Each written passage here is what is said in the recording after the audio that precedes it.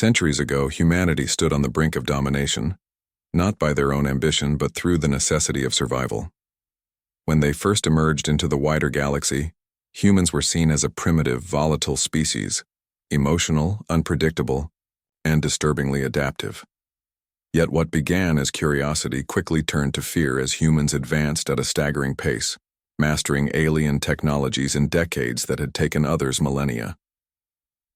The Galactic Concord, a ruling coalition of the elder species, watched humanity with increasing dread. Every diplomatic mission, trade deal, or alliance seemed to be another step toward Earth's quiet expansion. Worse still, human soldiers, thinkers, and engineers continually exceeded expectations. In war games, they redefined strategy. In peace, they reshaped trade routes. And in battle, when provoked, they didn't just survive. They annihilated. The breaking point came during the Vereen crisis. After a Concord-aligned species launched an unprovoked biological attack on a human colony, Earth's response was swift and devastating. The retaliation destroyed 3 conquered worlds in less than a week.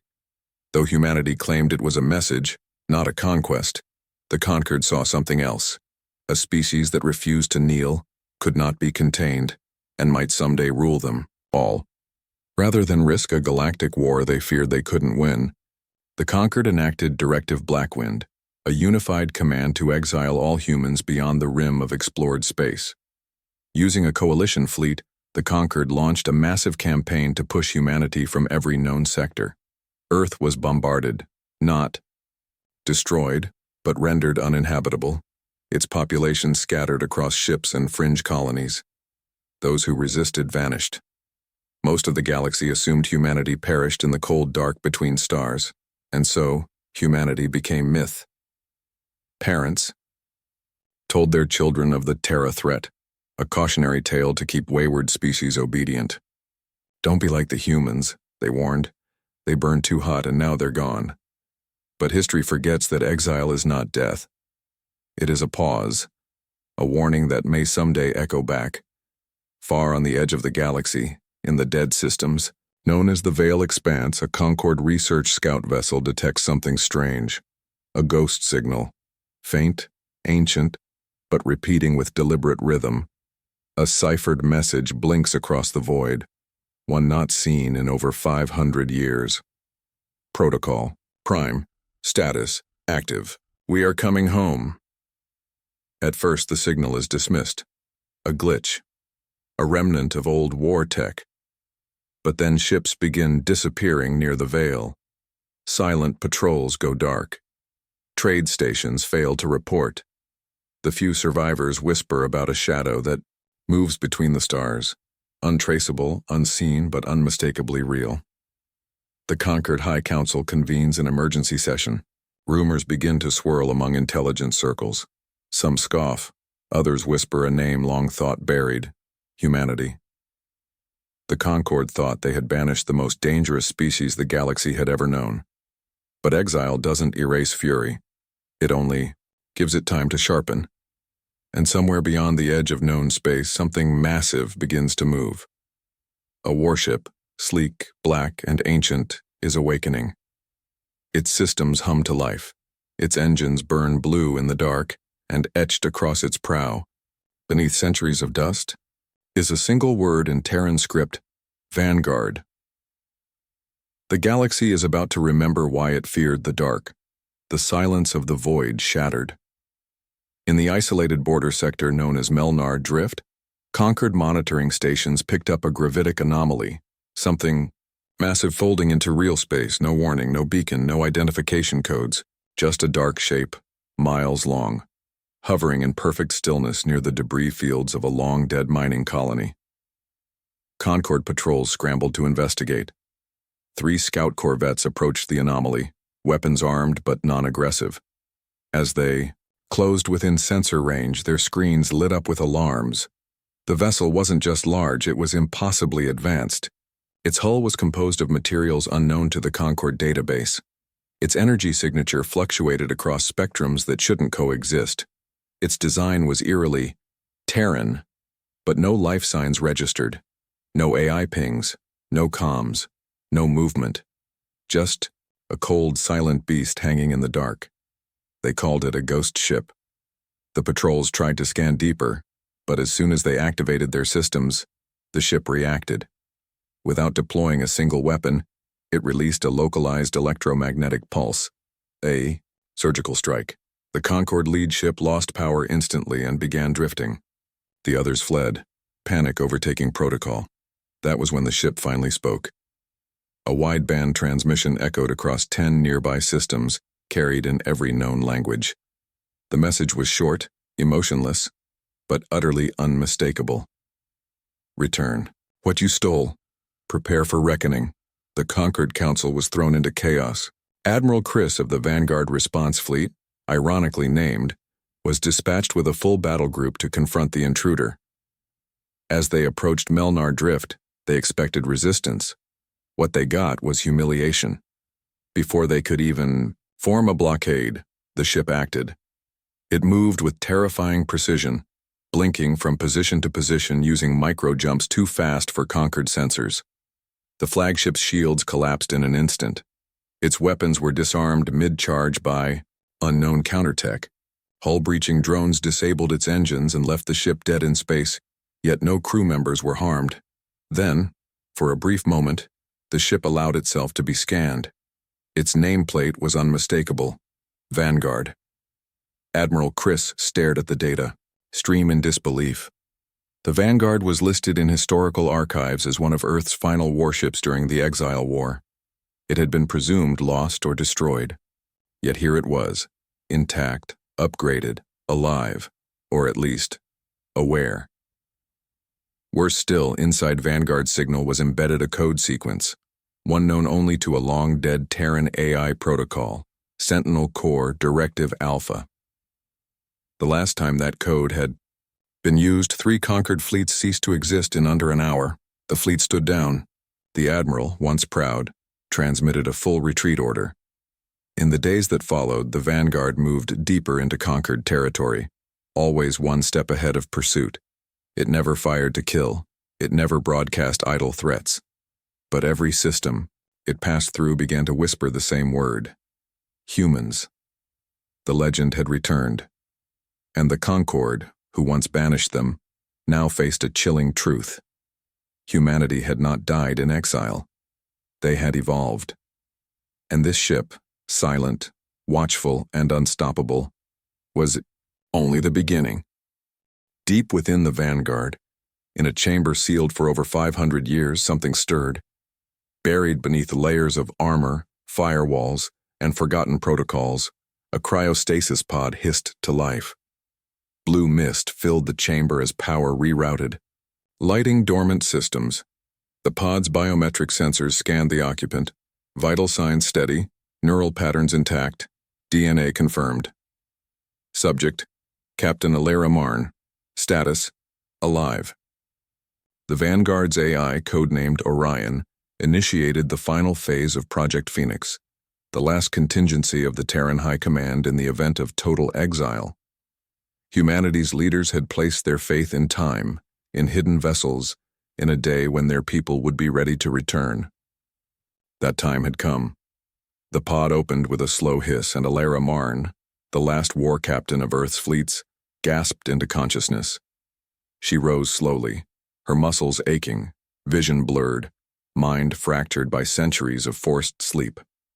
The ship's automated medtech stabilized her, injecting nanite therapy and cognitive stabilizers.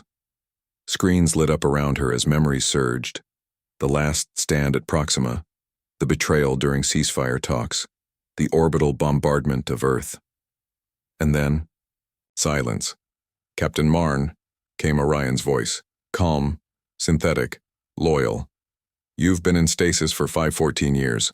Protocol Prime has activated. You are the highest-ranking Terran authority. Command is yours. Alara didn't respond at first. She stared at the holographic feed, conquered patrols fleeing, panic across frontier systems. The Vanguard's reawakening had already sent shockwaves through known space. She touched the display. Earth. What happened to Earth? A moment passed. Then, grimly, Orion showed her. scorched, scarred, lifeless. The once blue world, cradle of humanity reduced to a barely habitable ruin. Bombardment craters still littered its surface. Concord cities stood atop human graves. The homeworld had not been destroyed, but occupied. Alira's expression hardened. Her fingers curled into fists. Status of Terran remnants? Survivors from the exile scattered across the Veil expanse. Colonies adapted. Hidden enclaves thrived in isolation. Some are advanced. Some remain primitive. But all are waiting. Waiting for what? You, Captain. Waiting for the signal. The Vanguard was programmed to awaken you when the Concord grew complacent, when the time to return had come. Alira stood tall, fire burning behind her eyes. Her mind sharpened with every passing second. She was a soldier forged in extinction, reborn in vengeance.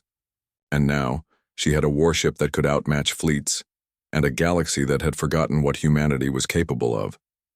No fleet, no army. Just us, she said. For now, Orion replied. But your return is a beacon. Already, hidden colonies are responding. Transmission logs show activation pings across 12 sectors. One ship is all it takes to unite them. Alira nodded. Then we light the fire. She strode onto the command bridge, her voice firm, steady, and cold. Set course. For Earth, engage cloak. Broadcast open signal to Terran remnants. Priority Alpha. Humanity is coming home. The ship responded instantly, thrumming with power, engines waking like a dragon from slumber. As it slipped into the void, faster than light and silent as death, Alira's words echoed, "This isn't revenge. It's remembrance." And across the galaxy, long-hidden descendants of exile heard the call and began to rise. The Concord High Council convened in a rare emergency conclave, summoning elder, species and war ministers from across the core worlds. The chamber, vast and radiant, lined with crystalline light columns, was anything but calm. Anxiety hung thick in the air. For the first time in centuries, the great powers of the galaxy stood on the edge of something they no longer understood. At the center of every conversation was the Vanguard, Fleet Admiral Chris, the one who had confronted the Terran ship in Melnar Drift and come back shamed but alive, presented the data before the Council.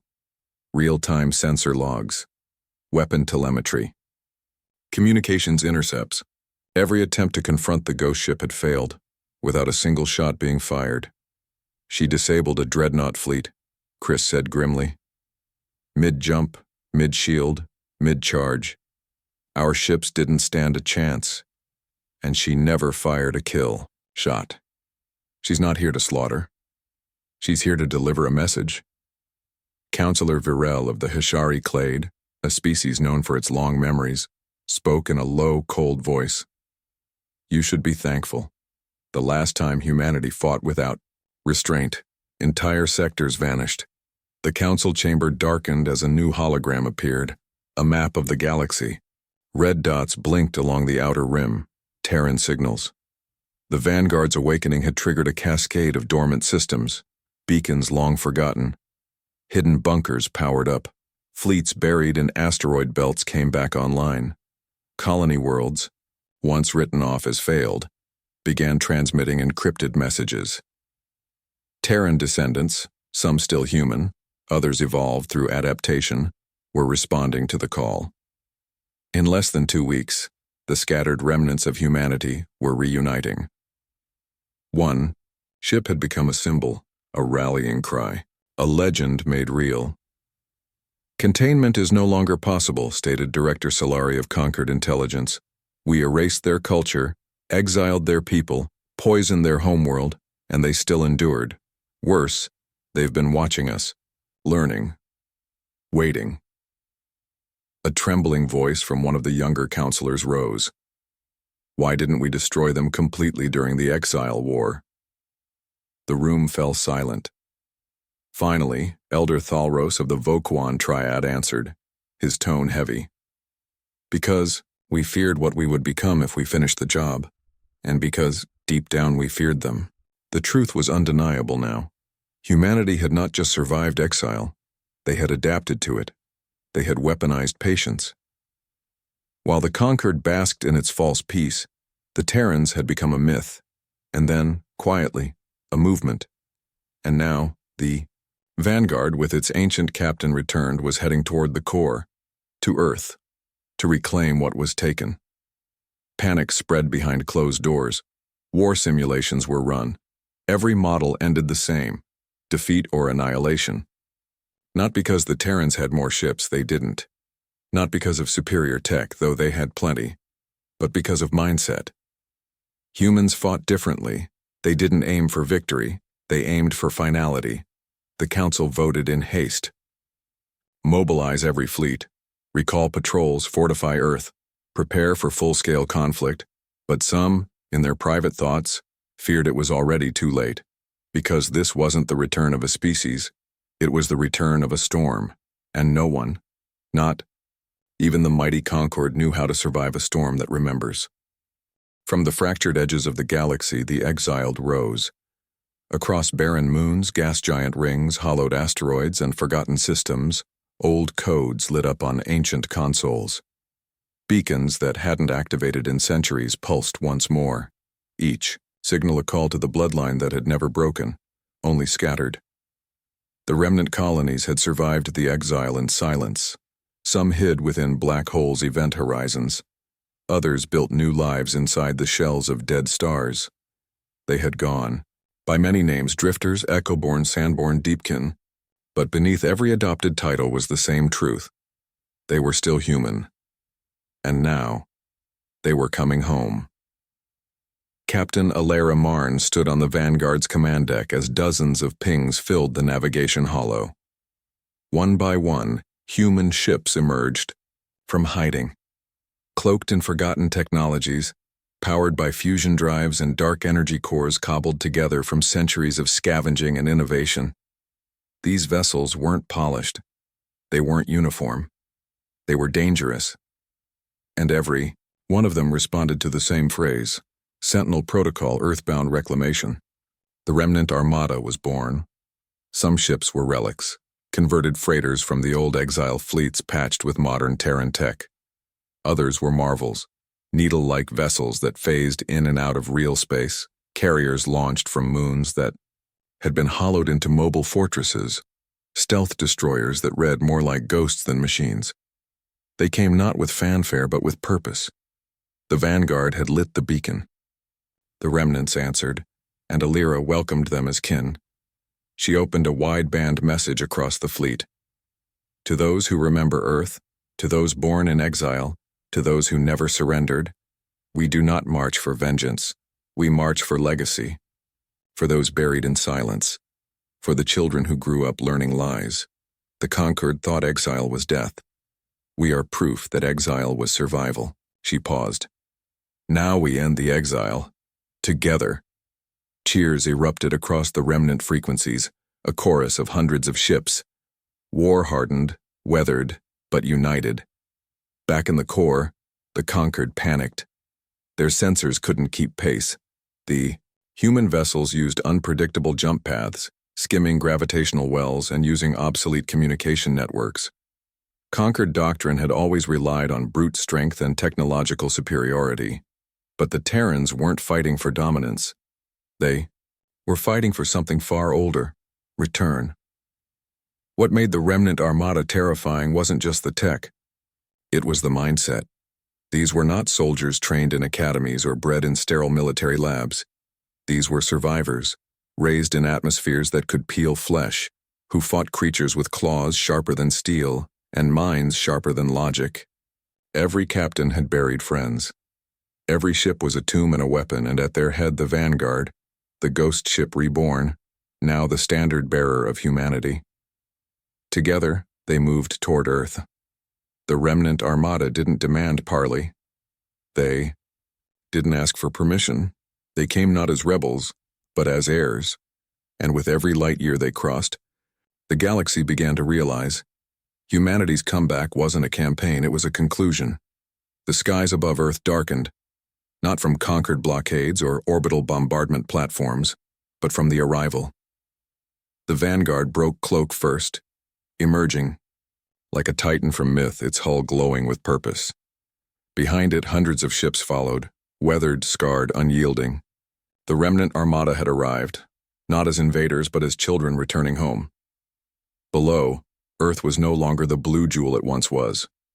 Cities of Concord design choked the continents. Orbit was surrounded by satellites, defenses, and surveillance nets. The planet was still alive, but it was no longer human. Until now.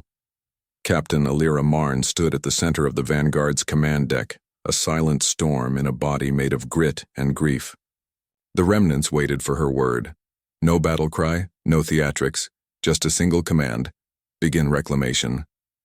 What followed was not a war, it was a surgical dismantling of conquered control. Terran stealth ships emerged behind enemy formations, disabling command relays in seconds. EMP pulses designed 500 years ago, specifically to target conquered tech, shorted out orbital grids. Defense platforms went blind. Power to planetary turrets drained. Communications failed system-wide, and not a single civilian target was harmed. The Concord panicked, deploying fleets from surrounding sectors, but they arrived to find nothing but wreckage and silence. Every engagement was quick, decisive, and bloodless. The remnants weren't here to destroy, they were here to remove. On the surface, strike teams landed. Former wastelands became rally zones, resistance cells, human descendants forced to hide. On their own homeworld, rose from the ashes, joining their starborn kin. Every monument to conquered supremacy was torn down and replaced by memorials to those lost in the exile. Earth's reclamation wasn't a conquest. It was a resurrection. Inside, the old United Earth Government Chamber, long since converted to a conquered tribunal hall, Alira Marn stood once more. Her boots echoed on stone once meant for war councils. She looked around at the ruined architecture of what had been humanity's last stronghold and placed a black flag on the central dais. No words, no anthem, just a symbol. Behind her, the Earth Council was reborn, not of politicians or military strategists, but of colonists, survivors, and scientists who had kept the Terran spirit alive in exile. No empires, no titles, just unity. The galaxy watched in stunned silence. Conquered broadcasts tried to spin the event. Terran terrorists seized former Sector 0. But even their citizens saw the truth. Earth wasn't conquered, it was freed. Across the stars, dormant human enclaves emerged. Treaties were rewritten. Neutral species reached out, not in fear, but in awe. The Terrans had not only returned, they had returned better. And the conquered, they would survive. But never again would they dominate. Humanity had shown them that the greatest weapon wasn't firepower, it was endurance.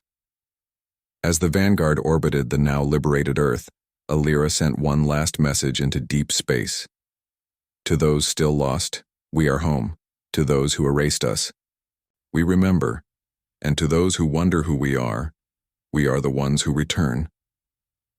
Thus ended the age of exile, and so began the age of humanity, not as conquerors, but as the rightful heirs of the stars.